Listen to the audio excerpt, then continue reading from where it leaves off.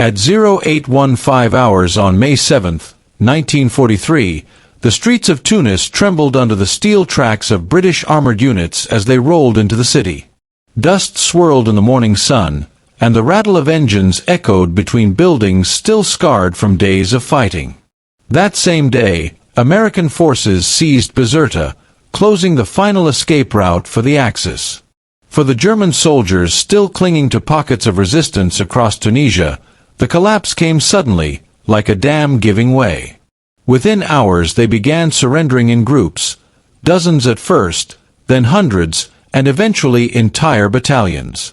Over the next 6 days, 267,000 Axis troops would lay down their weapons in what became the largest surrender of the North African campaign. Among the chaos, as German soldiers marched toward captivity, one sight kept repeating itself across the landscape. Small, open-topped four-wheeled machines darted across the sand with a speed and agility no German vehicle possessed. They climbed ridges that would bog down a Kübelwagen instantly. They zipped past columns of prisoners, carried rifle squads over broken ground, and seemed to appear at every American position like swarms of mechanical insects.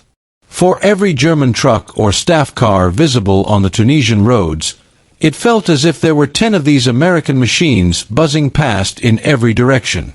These were the Willys MB quarter-ton trucks, what American soldiers simply called the Jeep. On paper, the Jeep looked like nothing special. It weighed just over a ton, a little bigger than a motorcycle with 4 wheels. It seated 5 men when tightly packed. It had an 80-inch wheelbase, a fold-down windshield, and a simple canvas top. Beneath the hood sat a 134 cubic inch 4-cylinder engine that GIs called the Go Devil, pushing out 60 horsepower and 105 foot-pounds of torque. The Jeep's top speed reached 65 miles per hour on a good road. Its 15-gallon tank offered a range of roughly 300 miles. The numbers were modest. Yet these are not the metrics German soldiers remembered. They didn't envy the American B-17. They didn't fear the P-51 Mustang in this context. They didn't marvel at the Sherman tank. What they wanted most, what they admired most, was the Jeep. They called it the Wonder Wagon. Captured Jeeps became trophies. German units repainted them with Bokenkreuz markings and drove them until they broke down or starved for fuel. The fascination began early. By January 1943, Africa Korps reconnaissance officers were writing detailed technical reports on abandoned Jeeps recovered from the front. They studied everything: the 4-wheel drive system, the 2-speed transfer case, the 3-speed manual transmission, the rugged suspension, the folding windshield, the removable canvas top. What impressed them wasn't just the components but the philosophy behind the entire machine. The Jeep wasn't designed as a specialized vehicle. It was designed as a universal tool, something that could do anything reasonably well: reconnaissance, cargo hauling, personnel movement, command and control, even evacuation of wounded soldiers.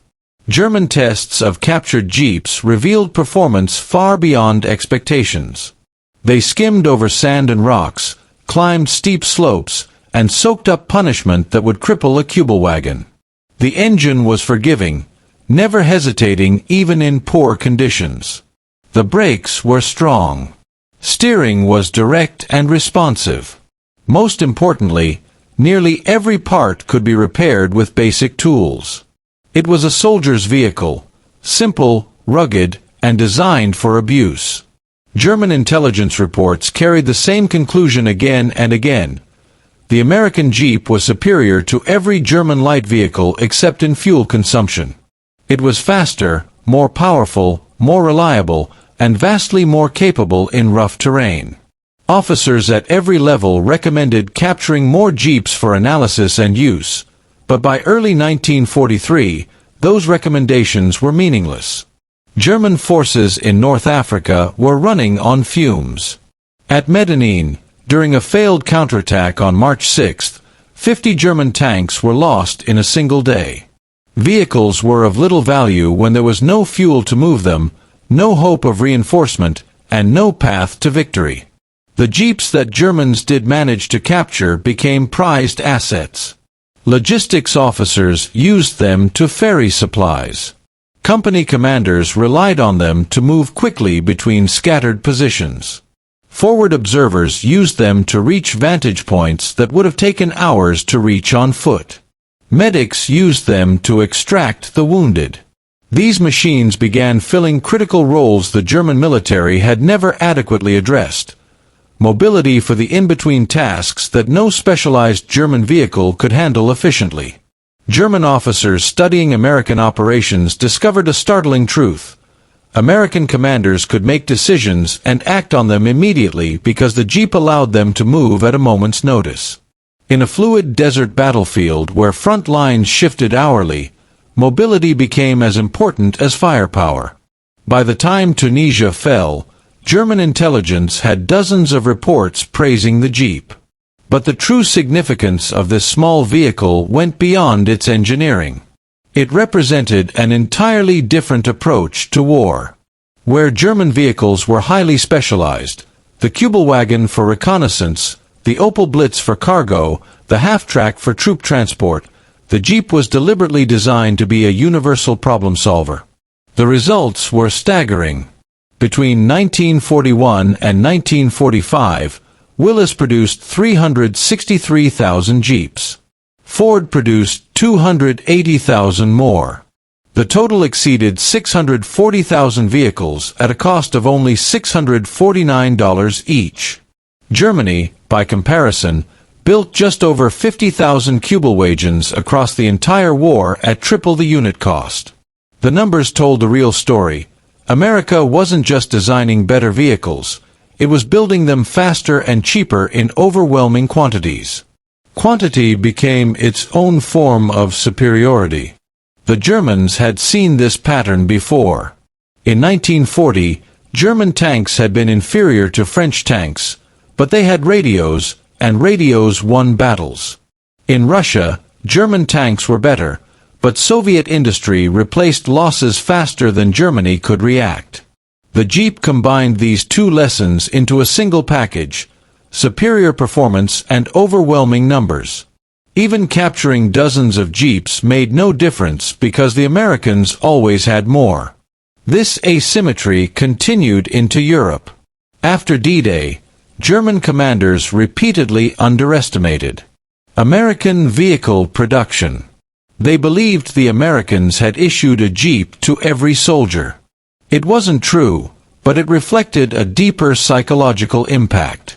German troops marched on foot or by horse-drawn wagon. American troops traveled in convoys of endless jeeps and trucks. The logistical gulf was impossible to ignore. By late 1944, this disparity would doom one of Germany's most daring special operations. On December 16th, SS Obersturmbannführer Otto Skorzeny stood in a Belgian command post as his plan unraveled. He commanded Panzer Brigade 150, tasked with infiltrating American lines using German soldiers dressed in U.S. uniforms driving captured American vehicles. The goal was to seize Meuse River bridges during the opening days of the Battle of the Bulge. He had requested 100 jeeps. He received 30. He asked for 15 American tanks. He got 2. One immediately broke down. Of the 3,300 soldiers he requested, he received 2,500, and only 10 spoke fluent American English. Skorzeny, the man who rescued Mussolini and kidnapped a Hungarian political heir, now found himself leading an operation built on a foundation of scarcity. Germany simply did not have enough American equipment to pull off the deception. Capturing jeeps had proven far harder than expected. American troops disabled their vehicles before retreating, draining fuel, removing distributor caps, even leaving booby traps like grenades rigged beneath seats. The fuel the Germans did have was often low quality, mixed with synthetic additives that damaged American carburetors. Spare parts were non-existent. Every running jeep required cannibalizing 2 or 3 more. After almost a year and a half of systematic attempts, the entire German military in Western Europe had fewer than 200 operational captured jeeps. Skorzeny received 30. He launched the mission anyway. For 2 days, German commandos successfully misdirected American units, changed road signs, cut communication lines, and caused widespread confusion.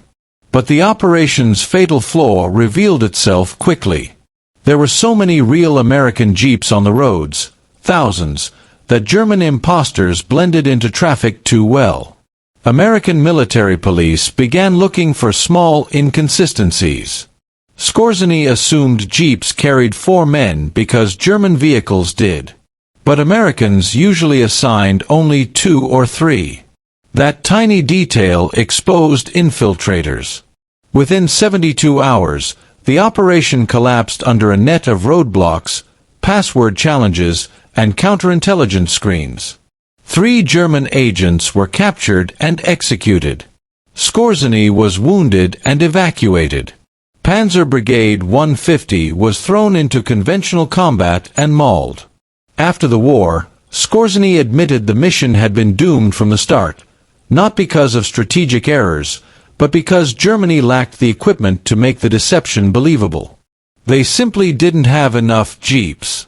The Americans had so many that even systematic capture efforts barely made a dent.